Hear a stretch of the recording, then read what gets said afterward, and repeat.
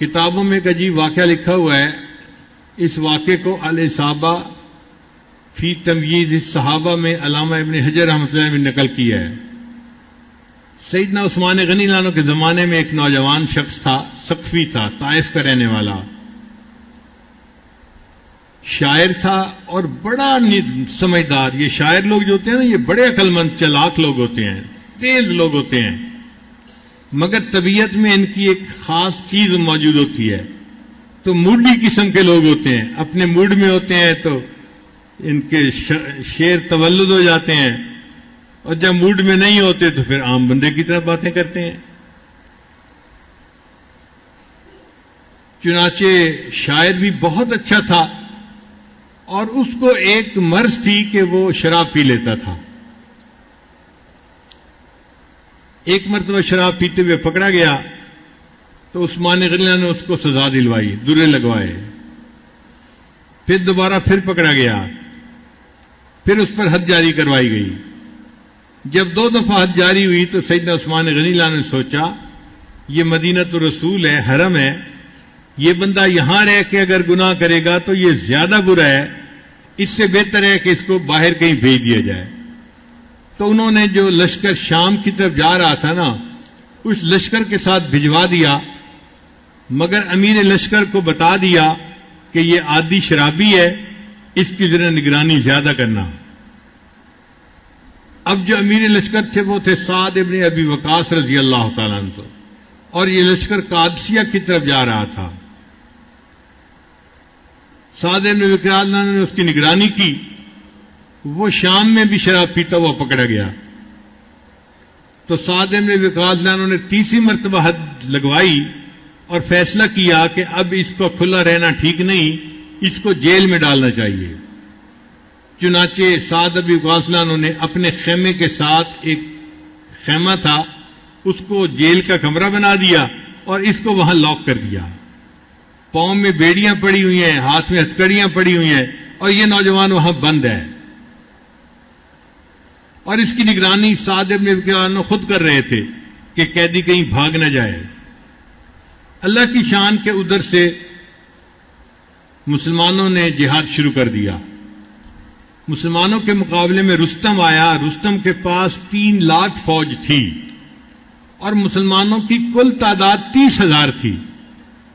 اب آپ بتائیں 3 لاکھ کے مقابلے میں 30,000 تو نظر ہی نہیں آتے کہاں کھڑے ہیں. اور یہ جنگ 9 دن رہی. کافروں کی چونکہ تعداد زیادہ تھی لہذا کافر جو تھے وہ غالب نظر آتے تھے اور مسلمان کمزور محسوس ہو رہے تھے. چونکہ جہاں ایک مسلمان ہوتا تھا، ایک مسلمان کو 30 کافروں نے گھیرا ہوا ہوتا تھا. تو مسلمان بھی شہید ہو رہے تھے، کثرت کی وجہ سے تھک جاتے تھے. اب 2-3 دن کے بعد خبر عام ہونی شروع ہو گئی کہ مسلمانوں کو شکست ہو رہی ہے اور کافر جیت رہے ہیں. اور ویسے بھی رستم کا دبدبہ تھا، وہ بڑا بہادر مانا جاتا تھا، تو لوگ سمجھتے تھے کہ رستم کی وجہ سے اس کی فوج بڑے جوش و خروش میں تھی اور لڑ رہی تھی.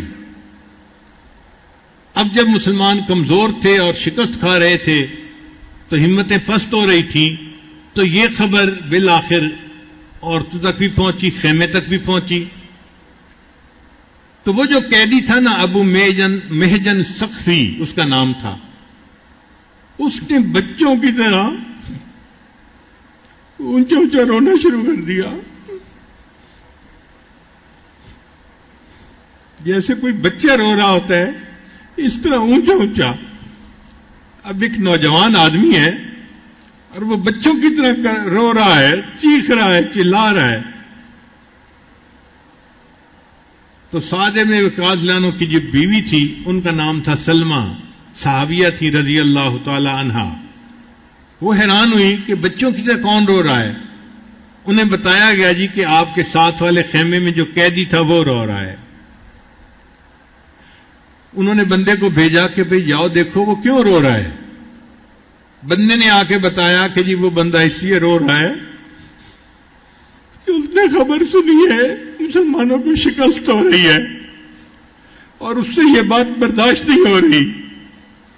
اور وہ رو رہا ہے کہ میری جوانی کا کیا فائدہ، یہ اتنا تندرست جسم جو مجھے دیا ہے اللہ نے، اس جسم کا کیا فائدہ کہ میرے جیتے جی مسلمانوں کو شکست ہو جائے، کاش میں آزاد ہوتا، یہ بیڑیاں کھل جاتی، یہ ہتھکڑیاں کھل جاتی، تو آج میں مسلمانوں کے ساتھ مل کے جہاد کرتا اور اسلام کی تقویت کا سبب بنتا۔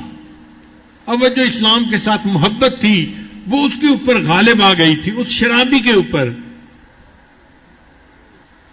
جب سلمہ رضی اللہ تعالیٰ عنہ نے یہ بات سنی تو انہوں نے پھر ابو محجن سقفی سے خود بات کی کہ بھئی تو شرابی آدمی ہے اور تو اتنا اظہار کر رہا ہے کہ اللہ اور اس کے رسول سے محبت ہے اور میں اس لیے رو رہا ہوں۔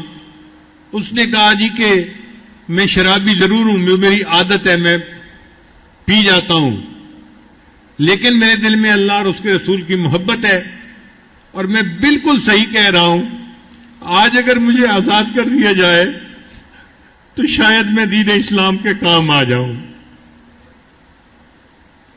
سلمہ نے پوچھا اس کا کیا حل ہے؟ اس نے کہا جی اس کا حل یہ ہے کہ آپ میرے اوپر اعتماد کریں اور مجھے آزاد کر دیں، اور جو آپ کے خاوند کا سب سے تیز بہادر گھوڑا ہے نا وہ مجھے دے دیں، اور جو اس کی سب سے بہترین تلوار ہے وہ مجھے دے دیں، میں جا کے جہاد کروں گا۔ اگر جہاد میں شہید ہو گیا تو قصہ ختم ہو جائے گا، اور اگر میں زندہ رہا تو میں وعدہ کرتا ہوں اور اللہ کو گواہ بناتا ہوں کہ میں واپس آ کے یہ بیڑیاں خود اپنے پاؤں میں پہن لوں گا۔ لو جی صحابیہ نے ان کو کھول دیا اور وہ گھوڑے پہ سوار ہوئے، کل اسد جیسے کوئی شیر بیٹھتا ہے نا اس طرح وہ گھوڑے پہ سوار ہوئے، اور انہوں نے ہاتھ میں تلوار لی اور اپنے آپ کو خوب لپیٹ لیا کہ ان کا چہرہ بھی کوئی نہ دیکھ سکے، پہچان بھی کوئی نہ سکے۔ یہ گھوڑا ایسا تھا کہ اس کے اوپر عام آدمی نہیں بیٹھ سکتا تھا، بہت جری گھوڑا تھا، بہادر گھوڑا تھا، اور بڑا کوئی مشق والا انسان اس کے اوپر سواری کر سکتا تھا۔ اس نے اس گھوڑے کو بھگایا اور مسلمانوں کے لشکر میں جا پہنچا۔ پھر جہاں پر سب سے زیادہ گمسان کی لڑائی ہو رہی تھی نا، مسلمان نرغے میں تھے، وہ وہاں گیا اور اس نے جا کے اللہ اکبر کا نعرہ لگایا اور تلوار چلانی شروع کی۔ اب وہ اتنا مشاق تھا، اتنا وہ یعنی بہادر تھا کہ اس نے تو مولی گاجر کی طرح دشمن کو کتر دیا، دشمن کی صفوں پہ اس کا خوف بیٹھ گیا۔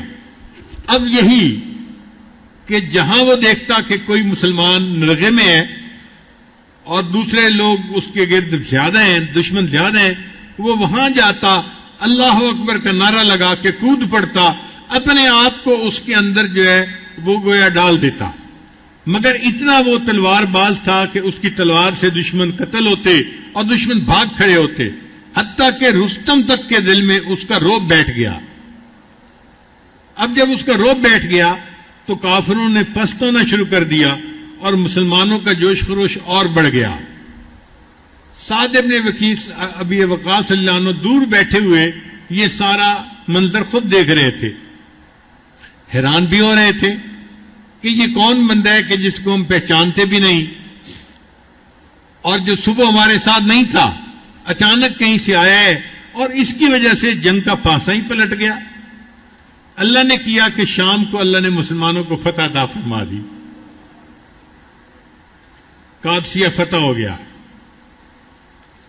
اب سعد بن وقاص نے سوچا کہ میں اس مجاہد کو دیکھوں کہ جو فلاں گھوڑے کے اوپر سوار تھا، وہ مجاہد ملتا ہی کہیں نہیں تھا، ادھر سے پوچھا ادھر سے پوچھا، کوئی نہیں ملا۔ اب سعد ابن وقاص اللہ عنہ خوش بھی تھے حیران بھی تھے۔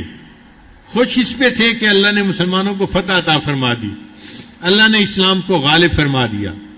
حیران اس بات پہ تھے کہ وہ مجاہد کہاں گم ہو گیا، کیا آسمان پہ اٹھ گیا یا زمین اس کو نگل گئی یا کہیں چلا گیا۔ خیر اپنے خیمے میں واپس آئے اور اپنی بیوی کو بتایا اللہ نے مسلمانوں کو فتح عطا فرما دی، لیکن مجھے لگتا ہے کہ آج کوئی اللہ تعالیٰ کی خاص مدد ہوئی ہے۔ بیوی نے پوچھا وہ کیسے؟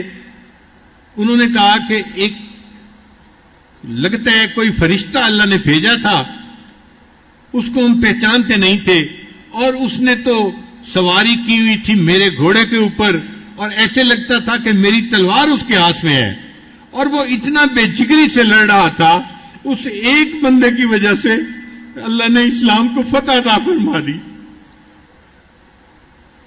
جب انہوں نے یہ واقعہ سنایا تو پھر بیوی نے انہیں بتایا کہ جی وہ فرشتہ نہیں تھا، وہ قیدی تھا جو ہمارے ساتھ والے خیمے میں قیدی ہے۔ سعد بن وقاص بڑے حیران ہوئے، ساتھ والے خیمے میں آ کے دیکھا تو وہ نوجوان بیٹھا ہوا ہے، اسی طرح ہتھکڑیاں پہنی ہوئی ہیں اور پاؤں میں بیڑیاں پہنی ہوئی ہیں۔ تو سعد بن وقاص نے اس سے پوچھا کہ کیا تم نے آج یہ سارا جو ہے نا وہ جنگ کا معاملہ کیا؟ اس نے کہا ہاں، میں شرابی ہوں مگر میں اللہ اور اس کے رسول سے محبت بھی کرتا ہوں، اس لیے میں آج اسلام کی محبت کی وجہ سے نکل پڑا اور میں نے اپنے آپ کو شہادت کے لیے پیش کیا، مگر میری قسمت میں شہادت نہیں تھی، میں پھر آ گیا ہوں اور پھر میں نے یہ بیڑیاں باندھ لی ہیں اور قیدی بن کے بیٹھ گیا ہوں۔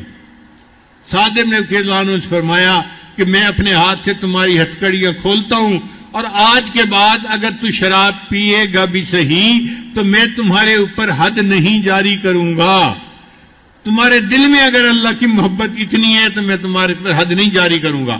جب انہوں نے یہ الفاظ کہے، ان الفاظ کو سننا تھا، اس قیدی کے دل پہ اثر ہوا، اس نے قسم اٹھا کر کہا میں اللہ کو گواہ بنا کے قسم اٹھاتا ہوں آج کے بعد میں شراب نہیں پیوں گا۔ توبہ کا یہ وقت تھا جو اللہ نے متعین کیا ہوا تھا، اس نے توبہ کر کے ثابت کر دیا کہ جب اللہ چاہتے ہیں اللہ انسان کو گناہ سے توبہ کی توفیق عطا فرما دیتے ہیں۔